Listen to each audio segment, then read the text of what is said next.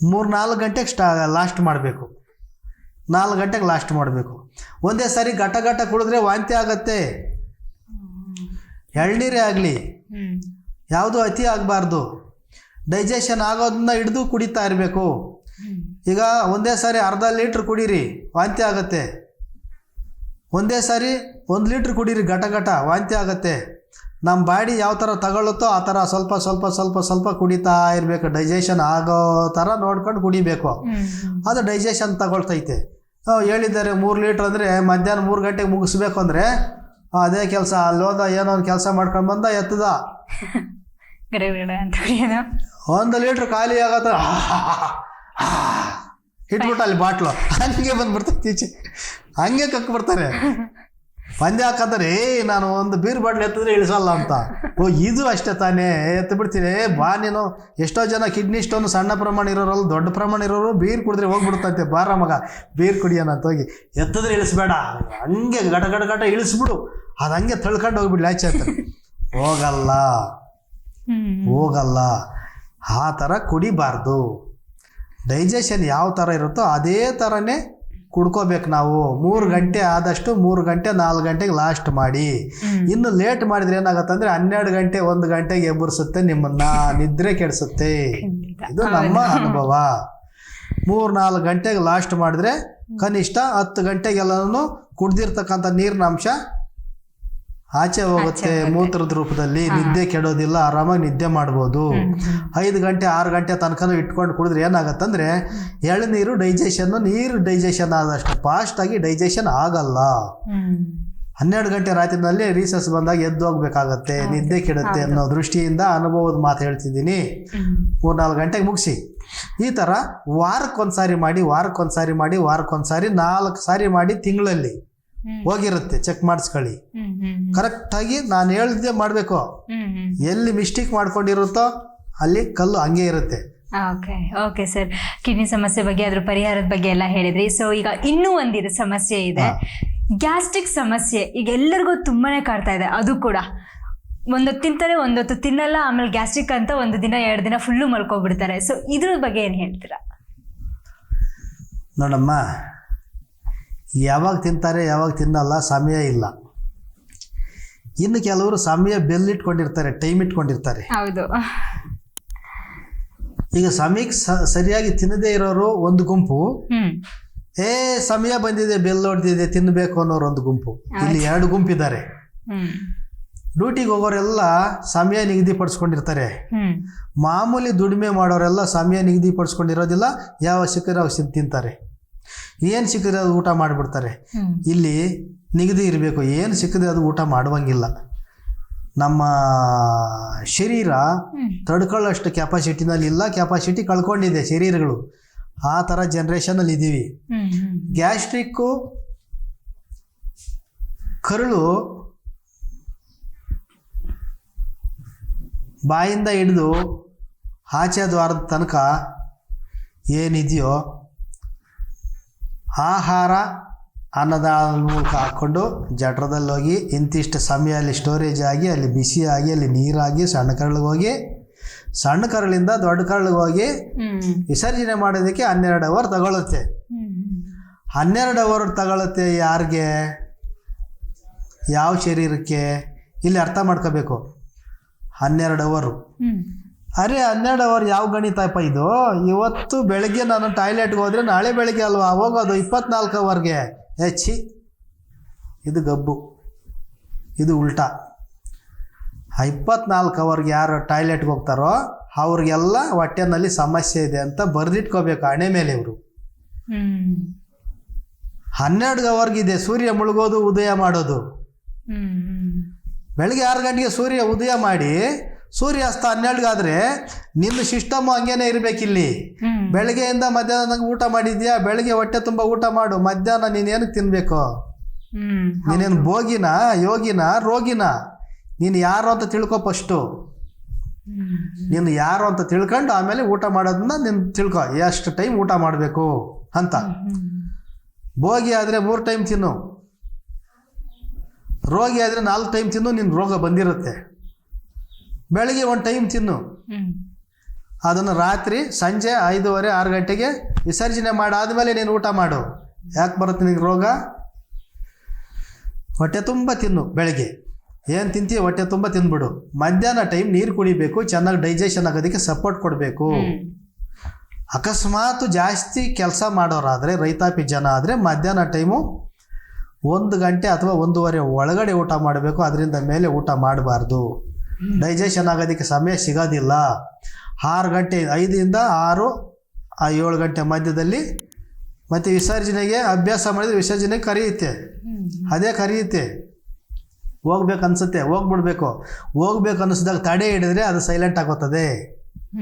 ಇನ್ನು 24 ಅವರ್ ತಗೊಳುತ್ತೆ ಅದು ಮಾಗೋದಕ್ಕೆ. ಮಾಗಿ ಕೊಳ್ತು ಕೊಳ್ತು ಕೊಳ್ತು ಕೊಳ್ತು ಗ್ಯಾಸ್ ಹೋಯ್ತು ಅಂದರೆ ಅಲ್ಲಿ ಯಾರೂ ಇರೋಲ್ಲ, ಓಡೋಗ್ತಾರೆ. ಯಾರೋ ಬಿಟ್ಬಿಟ್ನಪ್ಪ ಇಲ್ಲಿ ಗೊತ್ತು ಅಂತಾರೆ.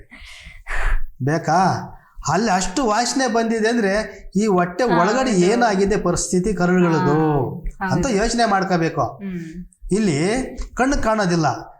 ಚರಂಡಿ ಥೂ ಅಲ್ಲಿ ಕಾಲು ಇಟ್ಬಿಟ್ಟು ತೊಳಿ ಸೋಪ್ ಹಾಕಿ ಎಳ್ಕಿತ್ತ ತೊಳಿ ಮಗು ಚರಂಡಿನಲ್ಲಿ ಕಾಲು ಇಟ್ಬಿಟ್ಟಿದ್ದಾಳೆ. ಅಲ್ಲಿ ಗಲೀಜಾಗಿ ಮೂತ್ರ ಮಾಡಿಬಿಟ್ಟಿದ್ದಾರೆ ಯಾರೋ, 7 ಸಾರಿ ಹಾಕಿ ಸೋಪ್ ತೊಳಿ. ಇವ್ರು ಇಲ್ಲಿ 24 ಗಂಟೆ ಇಲ್ಲಿ ಒಳಗಡೆ ಇಟ್ಕೊಳ್ಳೋದಕ್ಕೆ ಯಾವ ಸೋಪ್ ತರಬೇಕು ಇವ್ರಿಗೆ ತೊಳಿಯೋದಕ್ಕೆ? ಗ್ಯಾಸ್ಟ್ರಿಕ್ ಬಂದ್ಬಿಡ್ತು, ಅಲ್ಸರ್ ಬಂದ್ಬಿಡ್ತು, ಅಸಿಡಿಟಿ ಬಂದ್ಬಿಡ್ತು, ಎಲ್ಲ ಬಂದ್ಬಿಡ್ತು ಇವ್ರಿಗೆ. ಒಳಗಡೆ ಇದು ಕಾಣ್ತಾ ಇಲ್ಲ. ಫಸ್ಟ್ ಗಮನದಲ್ಲಿ ಇಟ್ಕೋಬೇಕು ನಮ್ಮವರು. ಹೊಟ್ಟೆ ತುಂಬ ಊಟ ಮಾಡೋದು. 1 ಗಂಟೆ ಒಳಗಡೆ ನೀವು ಹೆಂಗಾದ್ರೂ ತಿಂದ್ಕೊಳ್ಳಿ. ಬೆಳಗ್ಗೆ ಡೈಜೆಷನ್ ಆಗಿದೆಯಾ, ಮಧ್ಯಾಹ್ನ ತಿನ್ನಿ, ಬೇಡ ಅನ್ನಲಿಲ್ಲ. 1-1:30 ಒಳಗಡೆ ಊಟ ಮಾಡಬೇಡಿ. ಮಧ್ಯಾಹ್ನ ಊಟ ಅಲ್ಲಿಂದ ಆಚೆ ಮಾಡಬೇಡಿ. ಸಂಜೆ ಟಾಯ್ಲೆಟ್ಗೆ ಕರೀತದೆ. 2 ಟೈಮ್ ಹೊಟ್ಟೆ ತುಂಬ ಊಟ ಹಾಕಿದ್ರೆ ಚೆನ್ನಾಗಿ ಡೈಜೆಷನ್ ಆಗುತ್ತೆ. ಡೈಜೆಷನ್ ಆಗಲಿಲ್ಲ ಅಂದರೆ ಓಮ್ ಕಾಳು ಹಾಕ್ಕೊಳ್ಳಿ ಬಾಯಲ್ಲಿ. ಇಷ್ಟೇ, ಒಂದಷ್ಟು ಓಮ್ ಕಾಳು, ಫುಲ್ ಡೈಜೆಷನ್ನು. ಸಂಜೆ ಕರೀತದೆ ನಿಮ್ಮನ್ನು, ನಡಿ ಟಾಯ್ಲೆಟ್ಗೆ ಹೋಗೋಣ ಅಂತ. ಕರೆದ ತಕ್ಷಣವೇ ಹೊರಡಿ, ಟಾಯ್ಲೆಟ್ ಮಾಡ್ಕೊಬನ್ನಿ. ಮತ್ತು ರಾತ್ರಿ ಫುಲ್ಲು ಹೊಟ್ಟೆ ತುಂಬ ಊಟ ಮಾಡಿ ಸಾಕು. ಬೆಳಗ್ಗೆ ಕರಿಯುತ್ತೆ, ಹೊಟ್ಟೆ ಶುದ್ಧವಾಗಿರ್ತದೆ. ಗ್ಯಾಸ್ಟ್ರಿಕ್ ಯಾಕಾಗುತ್ತೆ? ಸಮಯ ತಪ್ಪಿ ಊಟ ಮಾಡು. ಇಲ್ಲ, ಸಮಯ ಬಂತು, ಬೆಳಗ್ಗೆ 6 ಗಂಟೆ ಅಥವಾ 7 ಗಂಟೆಗೆ ಕಾಫಿ ಕುಡಿಬೇಕು. ಮುಖ ತೊಳಿಯಲ್ಲ, ಬ್ರಷ್ ಮಾಡಲ್ಲ, ಬೆಡ್ ಕಾಫಿ. ರಾತ್ರಿ ಕೊಳ್ತಿರೋದೆಲ್ಲ ಅಲಗಳಲ್ಲಿ ಇರ್ತೈತೆ, ಅದು ಕಾಫಿ ಜೊತೆ ಹೋಗ್ತದೆ.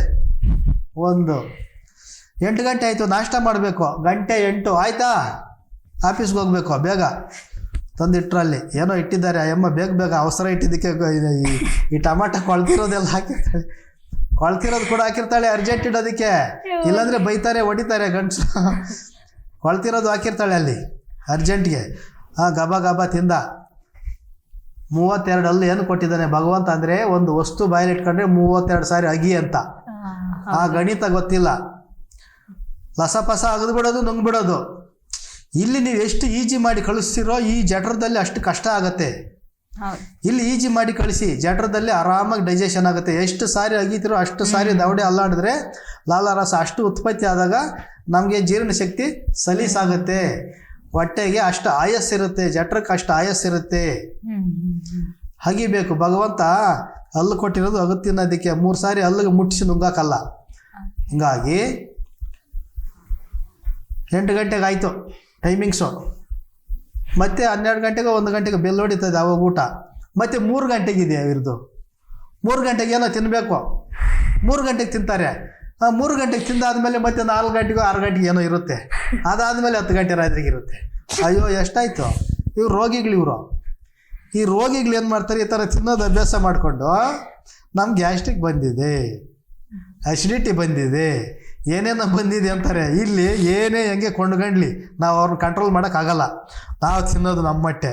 ನೀವು ಹೇಳಬೇಡಿ ಅನ್ನೋದು ಮಾತು ಬೇಡ ನಮಗೆ. ಏನಾದ್ರು ತಿಂದ್ಕೊಳ್ಳಿ, ನಾವು ಹೇಳೋ ಎಚ್ಚರಿಕೆ ಹೇಳಿರೋಣ. ಬಂದ್ಬಿಟ್ಟಿದೆ ಗ್ಯಾಸ್ಟ್ರಿಕ್, ಬಂದ್ಬಿಟ್ಟಿದೆ ಅಸಿಡಿಟಿ, ಬಂದ್ಬಿಟ್ಟಿದೆ ಅಲ್ಸರ್ ಆಗಿಬಿಟ್ಟಿದೆ. ಆಪ್ರೇಷನ್ಗೆ ಹೋಗ್ತಿದ್ದಾರೆ. ಏನೋ ಅವ್ರ ಪರಿಸ್ಥಿತಿ, ಚಿಕ್ಕ ವಯಸ್ಸು, ಹೊಟ್ಟೆ ಕೊಯ್ತಾರೆ, ಪ್ಲಾಸ್ಟಿಕ್ ಪೈಪ್ ಹಾಕ್ತಾರೆ.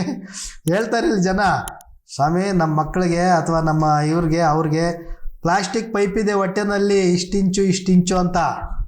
ವರೆ ಎಷ್ಟು ದಿವಸ ಅಪ್ಪ ಅದು? ಹೊಟ್ಟೆ ಒಳಗಡೆ ಪ್ಲಾಸ್ಟಿಕ್ ಇಟ್ಕೊಂಡು ಜೀವನ ಎಷ್ಟು ದಿವಸ ಇದು? ಹೌದಾ? ಈ ಕರ್ಮ ಬೇಡ. ಈಗ ಇಲ್ಲಿ ಆಪ್ರೇಷನ್ನು ತಪ್ಪಿಸ್ಕೋಬೋದು. ಏನೋ ಅವ್ರಿಗೆ ಎಚ್ಚರಿಕೆ ಇಲ್ಲದೆ ಏನೋ ಮಾಡಿಬಿಟ್ಟಿದ್ದಾರೆ. ತಪ್ಪು ಅನ್ನೋದು ಬೇಡ, ನಾವು ದಾಟೋಗಿದೆ. ಗ್ಯಾಸ್ಟ್ರಿಕ್ ಇದ್ದಾಗ ಗ್ಯಾಸ್ಟ್ರಿಕ್ ಆಚೆ ಬರಬೇಕಾ, ಅಲ್ಲಿಂದ ಹೋಗೋಣ. ಗ್ಯಾಸ್ಟ್ರಿಕ್ ಆಗಿದೆ, ಸ್ವಲ್ಪ ಹೊತ್ತು ನಿಧಾನ ಆಯಿತು, ಊಟ ಮಾಡಿದ್ದಕ್ಕೆ ಗ್ಯಾಸ್ ತುಂಬ್ಕೊಂಡ್ಬಿಟ್ಟಿದೆ, ಊಟದ ಮೇಲೆ ನಮಗೆ ಗಮನ ಇಲ್ಲ, ಹೊಟ್ಟೆ ತುಂಬ ಉಬ್ಬರಿಸ್ಕೊಂಡೈತೆ, ಊಟ ಸೇರ್ತಿಲ್ಲ, ಆವಾಗ ಗ್ಯಾಸ್ ಆಚೆ ಬರಬೇಕು. ಏನು ಮಾಡೋಣ ನೋಡಿ, ಸಿಂಪಲ್ ಮನೆ ಮದ್ದು ಹೇಳ್ತೀನಿ, ಮಾಡಿ ನೋಡಿ. ನಿಮಗೆ ನೀವೇ ಸೈ ಅಂದ್ಕೊತೀರ, ನಿಮಗೆ ನೀವು ಸೈ ಅಂದ್ಕೊಂಡ್ರೆ ಅದು ನಮಗೆ ಸೇರ್ತದೆ. ಶುಂಠಿ ಪುಡಿ, ಸೈಂಧವ ಲವಣ 2 ತಂದಿಟ್ಕೊಳ್ಳಿ ಮನೆಯಲ್ಲಿ. ಗ್ಯಾಸ್ಟ್ರಿಕ್ ಇರೋರು, ನನಗೆ ಸಮಯಕ್ಕೆ ಸರಿಯಾಗಿ ಊಟ ಮಾಡೋಕ್ಕಾಗಲ್ಲ ಅನ್ನೋರಿಗೆ ಗ್ಯಾಸ್ಟ್ರಿಕ್ ಸ್ಟೋರೇಜ್ ಆಗುತ್ತೆ, ಗ್ಯಾಸ್ ಸ್ಟೋರೇಜ್ ಆಗುತ್ತೆ. ಇಲ್ಲೇನಾಗುತ್ತೆ, ಗ್ಯಾಸ್ ಹೊರಗಡೆ ಬರಬೇಕು, ಹೊಟ್ಟೆ ಖಾಲಿ ಆಗುತ್ತೆ, ಇಲ್ಲಾಂದ್ರೆ ಉಬ್ಬರಿಸ್ಕೊಂಡಿರ್ತೈತೆ. ಶುಂಠಿ ಪುಡಿ 1 ಚಮಚ, ಸೈಂಧವ ಲವಣ ಗ್ರಂಥಿಗೆ ಅಂಗಡಿನಲ್ಲಿ ಸಿಗುತ್ತೆ. ಸೈಂಧವ ಲವಣ ತಗೊಂಬಂದು ರಾಕ್ ಸಾಲ್ಟು, ಪಿಂಕ್ ಸಾಲ್ಟು, ಕೆಂಪು ಉಪ್ಪು, ಕಲ್ಲು ಥರ ಬರ್ತೈತೆ, ಅದನ್ನು ಚೆನ್ನಾಗಿ ಅರೆದು ಅದಕ್ಕೆ ಈ ರುಚಿಗೆ ಕರೆಕ್ಟಾಗಿ ಅನುಗುಣವಾಗಿ ಬೆರೆಸ್ಕೊಳ್ಳಿ.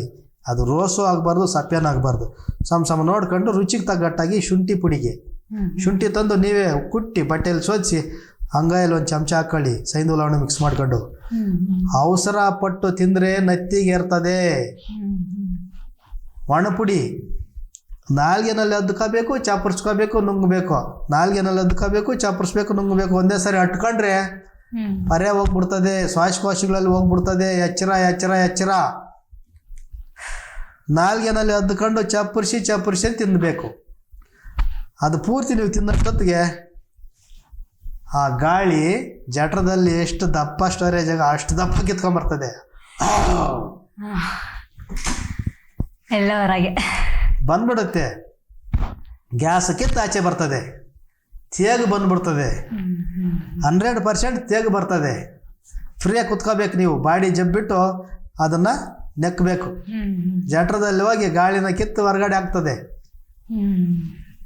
ಇದನ್ನು ಅಭ್ಯಾಸ ಮಾಡ್ಕೋಬೇಕು. ಇದು ಗಾಳಿ ತುಂಬ್ಕೊಳ್ಳೋಂಥ ಸಮಸ್ಯೆ. ಅದು ಲಿಮಿಟ್ ದಾಟೋಯ್ತು, ಅಸಿಡಿಟಿಗೆ ಬಂದಿದೆ ಅಂದ್ಕೊಳ್ಳಿ. ಈ ಜಠರದ ಒಳಗಡೆ ಸಣ್ಣದಾಗಿ ಗಸಿ ಥರ ಉಕ್ಕತೈತೆ. ಸಮಯಕ್ಕೆ ಕರೆಕ್ಟಾಗಿ ನೀರು ಕುಡಿಯಲ್ಲ, ಸಮಯಕ್ಕೆ ಕರೆಕ್ಟಾಗಿ ಊಟ ಮಾಡಲ್ಲ, ಟೈಮು ಇನ್ಬ್ಯಾಲೆನ್ಸ್ ಆಗ್ತಿದೆ. ಇಲ್ಲೇನಾಗುತ್ತೆ, ಜಠರ ಅಗ್ನಿ ಜಾಸ್ತಿ ಆಗಿ ಉಕ್ತೈತೆ, ಗುಳ್ಳೆಗಳ ಥರ ಸಣ್ಣ ಗಸಿ ಥರ ಉಕ್ತೈತೆ. ಉಕ್ಕಿದಾಗ ಏನಾಗುತ್ತೆ, ಅದು ಒಡ್ಕೊಳ್ಳುತ್ತೆ. ಸ್ವಲ್ಪ ಖಾರ ತಿಂದರೆ ಸಾಕು, ಸ್ಟಾರ್ಟ್ ಆಗಿದೆ ಅಂತ ಗೊತ್ತಾಗುತ್ತೆ. ಉರಿ ಸ್ಟಾರ್ಟ್ ಆಗುತ್ತೆ, ನೋವು ಸ್ಟಾರ್ಟ್ ಆಗುತ್ತೆ. ಅದನ್ನು ಹಂಗೇ ಇವರು ಬೆಳೆಸ್ಕೊಂಡು ಹೋಗ್ತಾ ಅವಾಗಲೂ ಹುಷಾರು ಪಡ್ದೆ, ಎಚ್ಚರಿಕೆ ಪಡ್ದೆ, ಹಂಗೇ ಬೆಳೆಸ್ಕೊಂಡು ಪತ್ತೆ ಇರದೆ ಬೆಳೆಸ್ಕೊಂಡು ಹೋದರೆ ಅದೇ ಅಲ್ಸರ್ ಆಗುತ್ತೆ, ದೊಡ್ಡ ಹುಣ್ಣುಗಳಾಗ್ತದೆ ಒಳಗಡೆ. ತುಂಬ ಏನು ಊಟ ಮಾಡಿದ್ರು ವಾಮಿಟ್ ಬರ್ತಿದೆ, ನೋವಾಗ್ತಿದೆ, ಹಿಂಸೆ ಆಗ್ತಿದೆ. ಎಲ್ಲೋಗ್ತಾರೆ ಅವಾಗ? ಈ ಕಡೆ ನೋಡೊಂದು ನರ್ಸಿಂಗ್ ಹೋಮ್, ಈ ಕಡೆ ನೋಡೊಂದು ನರ್ಸಿಂಗ್ ಹೋಮು, ಓಡೋಗ್ತಾರೆ. ಅಲ್ಲಿ ಹೋದ್ರೆ ಏನು ಮಾಡ್ತಾರೆ ಅವರು? ಬದುಕೊಂತಾರೆ, ಪೈಪ್ ತುರುಕ್ತಾರೆ, ಎಂಡೋಸ್ಕೋಪಿ ಮಾಡ್ತಾರೆ, ಬಲ್ಪ್ ಹಾಕ್ತಾರೆ, ಇಷ್ಟು ದಪ್ಪ ಇರುತ್ತೆ ಪೈಪು, ಬಾಯಲ್ಲಿ ತುರುಕ್ತಾರೆ, ಎಂಡೋಸ್ಕೋಪಿ ಮಾಡ್ತಾರೆ, ಲೈಟ್ ಹಾಕಿ ಕ್ಯಾಮ್ರಾ ಹಾಕಿ ಒಳಗಡೆ ಏನೇನಾಗಿದೆ ಅಂತ ನಿಮಗೆಲ್ಲ ಪಿಕ್ಚರ್ ತೋರಿಸ್ತಾರೆ. ನೋಡ್ಕೊಂಬಿಡಿ. ಅಲ್ಲಿ ಎಷ್ಟೋ ನೋಡಿದ್ದೀನಿ ನಾನು, ಬ್ಲೀಡಿಂಗ್ ಆಗ್ತಿರ್ತದೆ, ಜಠರದಲ್ಲಿ ಬ್ಲೀಡಿಂಗು, ರಕ್ತ ಹರಿತಿರ್ತದೆ, ಸಣ್ಣ ನರಗಳು ಒಡ್ಕೊಂಡಿರ್ತದೆ. ಅಲ್ಲಿ ಅನ್ನವನ್ನು ಪಚನ ಮಾಡೋ ಶಕ್ತಿ ಕಳ್ಕೊಂಡಿರ್ತದೆ. ಒಂದು ಲೇಯರ್ ಎಗರೋಗಿರ್ತದೆ ಜಠರದಲ್ಲಿ. ಅದಕ್ಕೆ ಡೈಜೆಷನ್ ಆಗೋಂಥ ಶಕ್ತಿ ಕಳ್ಕೊಂಡಿರ್ತದೆ. ಊಟ ತಿಂದರೆ ಎತ್ತಿ ಬಿಸಾಕ್ತದೆ ಆಚೆ, ನನ್ನಿಂದ ಆಗಲ್ಲ, ಹೋಗಿ ಕತ್ತರಿಸಿ ಹಾಕಚ್ಚ ಆಚೆ ಅಂತ. ವಾಮಿಟ್ ಆಗುತ್ತೆ, ನೋವಾಗುತ್ತೆ, ಬ್ಲೀಡಿಂಗ್ ನೋಡಿದ್ದೀವಿ ನಾವು, ಬ್ಲೀಡಿಂಗ್ ಆಗ್ತಿರ್ತದೆ ಅಲ್ಲಿ. ಅಂಥವ್ರಿಗೆ ಏನು ಮಾಡಬೇಕು? ಉಪ್ಪು ಖಾರ ಹುಳಿ ಫುಲ್ ಬಂದ್ ಮಾಡಬೇಕು. ಅವ್ರಿಗೂ ಹೇಳ್ತೀನಿ, ಮಾಡ್ಕೊಂಡಿದ್ರೆ ಮಾಡ್ಕೊಳ್ಳಿ, ಇಲ್ಲ ನಾವಿದ್ದೀವಿ ಕಷ್ಟಪಟ್ಟು ಬೆಟ್ಟ ಗುಡ್ಡ ಹತ್ತಿ ಕೈ ಕಾಲು ಮುರ್ಕೊಂಡು ಗಿಡಮೂಲಿಕೆಗಳು ತಂದು ಇವ್ರಿಗೆ ಮಾಡ್ಕೊಡೋದಕ್ಕೆ ನಾವಿದ್ದೀವಿ. ಮನೆ ಮದ್ದು ಮಾಡ್ಕೊಳ್ಳೋದು ಹೇಳ್ತೀನಿ, ನಮ್ಮ ಕತೆ ಇರಲಿ. ಮನೆ ಮದ್ದು ಮಾಡ್ಕೊಳ್ಳೋಕ್ಕೆ ಸೂಕ್ತವಾಗಿ ಬ್ಲೀಡಿಂಗ್ ಸ್ರಾವ ಆಗ್ತಾ ಇದೆ ಅನ್ನೋಂಥ ಸ್ಟೇಜಲ್ಲೂ ಕೂಡ ರಿಸಲ್ಟ್ ಕೊಡುವಂಥದ್ದು ಮನೆ ಮದ್ದು ಹೇಳ್ತಿದ್ದೀನಿ.